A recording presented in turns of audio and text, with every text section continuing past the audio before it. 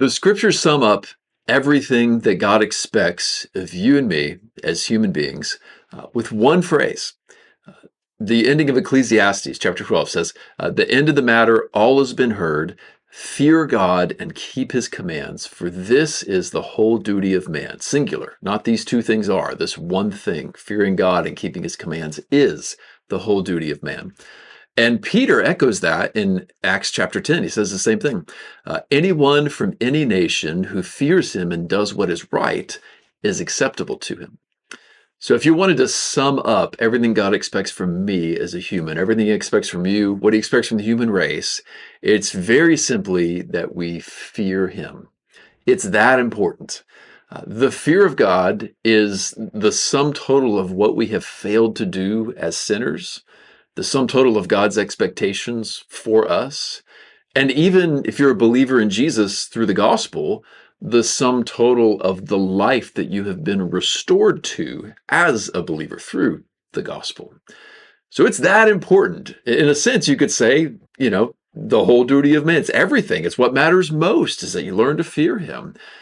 But most Christians alive today could not tell you what the fear of God is. That's a problem. And that is why I wrote this small devotional, Standing in Awe, 31 Meditations on Fearing God. The fear of God is a forgotten doctrine in the church today. We have lost track of it. You could say a forgotten essential, really. But praise God, there's been a lot of recovery of it recently.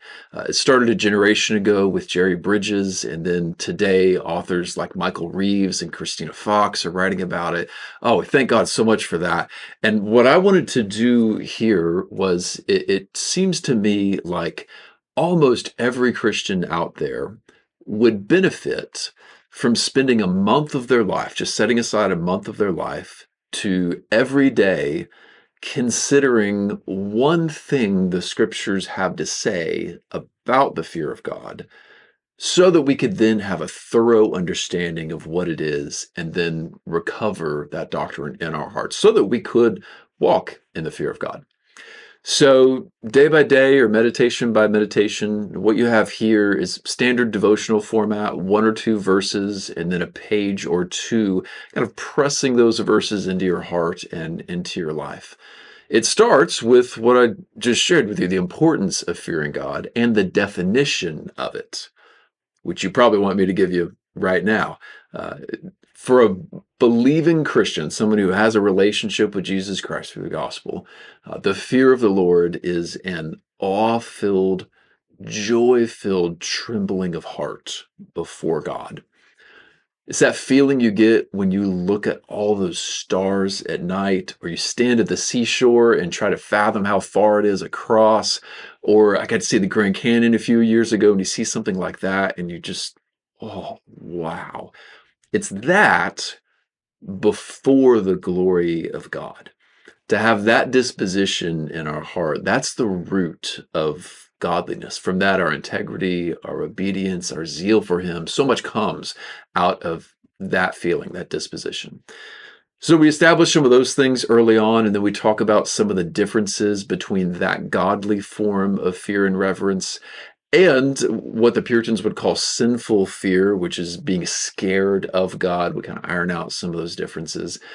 Then we get to, okay, how do we learn how to fear God? We learn how to fear him. We grow in it by things like marveling at creation. We'll spend a day on that. Marveling at the gospel and the salvation he's given us. We'll spend a day on that. Many other ways we learn. Deuteronomy 14 teaches by giving financially, we learn to fear him, surprising to some. After that, we move into a section where we're talking about the way the fear of God changes a person.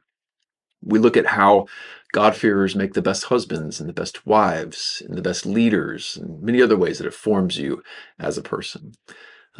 Then we spend a good while talking about the benefits, you might say, of your relationship with God, how fearing him benefits your relationship with him. We talk about things like that, the fact that fearing him stirs his compassion. He's compassionate toward those who fear him.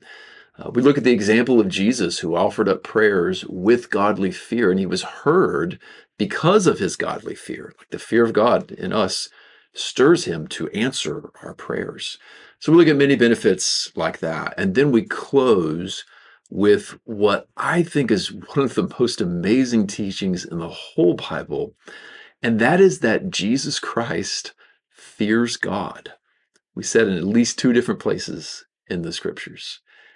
And wait, he is God. Like, how's that work? Well, there's an answer to that in the Bible, and it's amazing. So we close out with that, and we leave ourselves in awe of Jesus Christ. If you're looking just to deepen your knowledge of the fear of God and to grow in it yourself so that you can have that close, sweet, awe-filled relationship with him, I hope that the Lord will use this book mightily in your life. There are several other good books out there. I hope this one helps and contributes to it.